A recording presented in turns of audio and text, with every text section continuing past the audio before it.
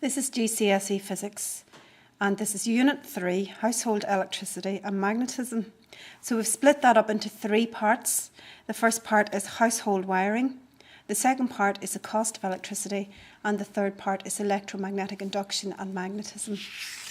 So that's the first part. Now, really you have 2 types of electricity. You have mains electricity, and then you have electricity that you would get from a battery. Mains electricity is electricity that is being produced in the power station. And when we connect our appliances to a socket using a plug, we're using mains electricity. So mains electricity is alternating current. Alternating current is current which continually changes direction from positive to negative and so on. The current we get from batteries, so we use batteries in things like mobile phones, a torch, and many other children's toys and things like that use a battery.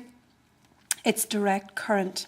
So if we have a wee look here just at what is alternating current and what is direct current. Now, alternating current is current which continually changes direction. And whenever you look at mark schemes, and you'll see in the next podcast that we've got some questions done out on the mark scheme, they're always looking for you to describe AC as current which continually or repeatedly changes direction.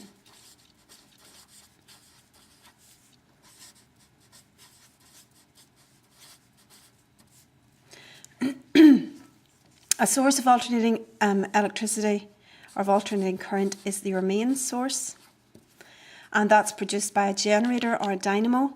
And the graph of alternating current continually changes direction. So we very often, it doesn't have to be a sine wave. This is a sine wave, a nice rounded wave like this, but it does have to cross positive. I just put positive on here.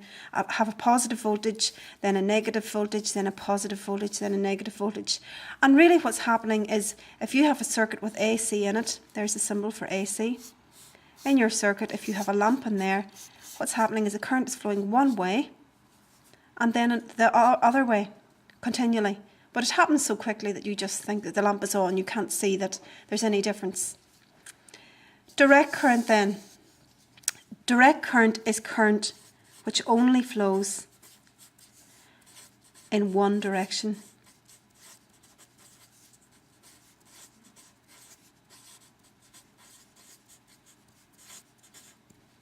And sources of DC, really the main source of DC is a battery. So a battery has a positive and a negative terminal, and current flows, well, conventional current flows from plus round to minus, and you know that that's the flow of electrons, and they're actually moving from negative to positive. A graph of a DC graph would have a straight line usually. Now it doesn't really matter, I suppose. It doesn't have to be straight, but it does have to be above the axis, or it could be below. Now if it was below, that would just mean that your battery in the circuit's been connected in the other way around, and that's why you're getting a negative current instead of a positive current. Right, so we're going back again to mains electricity again, and mains electricity, we're going to have a wee look at what actually happens or how that mains electricity gets into our appliances. So the first thing that you have connected to your appliance is an electrical cable, and that electrical cable is connected to the appliance, but the other end of it's connected to a plug. In that electrical cable you have 3 wires. Those 3 wires are all made of some kind of conducting material, and in this country, those wires are made from copper. Copper is an excellent conductor.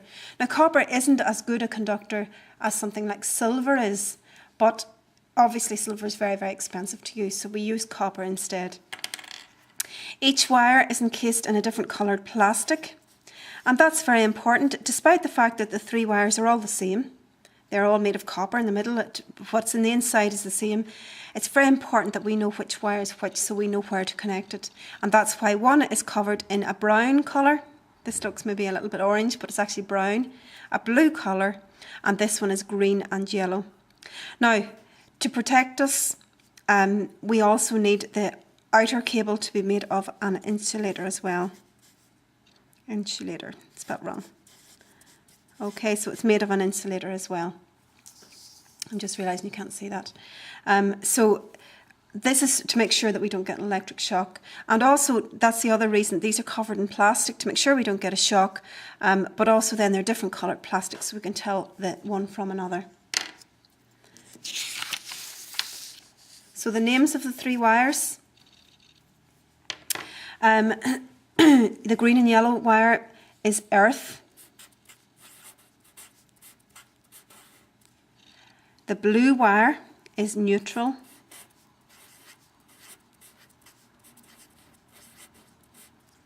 And the brown wire is live. Now hopefully you'll definitely remember the green and yellow. If you think of earthy colours, green and yellow would definitely fit in there. And you have to decide how you're going to remember the difference between blue is neutral and brown is live. So there's your brown one, your blue one, and your green and yellow one. And that's all enclosed in the electrical cable that goes into your appliance from the plug. If we have a wee look at the plug, there's very, very often questions on the plug in an exam. This is what the back of an actual plug looks like. So we'll label the 3 wires first. There's the yellow, and there's a wee bit of green there, you can hardly see it. It always goes up to the top pin, so it's the earth wire. The blue wire, which is a neutral wire, goes into this pin on the left-hand corner. If you're looking at your plug, if you have your plug in your hand and looking at it, it's actually the one on the right. So that's the neutral wire. And if you weren't sure about it, if you always knew the earth went to the top and you weren't sure about this one, always look for the live wire. The live wire, you can hardly see it here actually, it's brown. And the live wire is always connected beside the fuse. And so that's how you always know, and it's on the right pin here, down in this corner. So this is a fuse. So the fuse is always connected in the live wire, and the live wire and the fuse are always beside each other. Now the last thing, which is very important, is this thing here called a cable grip. And it grips the entire cable, this big round plastic part here. This cable grip, it grips the whole thing. And the reason is that if you have this exposed and your wires, you can see your wires at this part of the plug here, and your cable grip's only holding your 3 wires, and people come along and they give it a big pull, then it's very possible that some of these 3 wires might actually come out of the place where they're supposed to be. And say it was your earth wire, then that leaves a very dangerous situation because you've got no earth wire connected then to your appliance, and that could be very, very dangerous for somebody using it. So the cable grip is very, very necessary.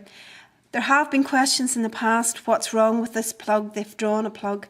They've maybe got the wires the wrong way round. They've maybe got the earth wire hanging out of here so that it's not connected. And the 3 wires aren't contained by the cable grip, which is down here. So just be aware of that. Very, very easy marks to pick up there.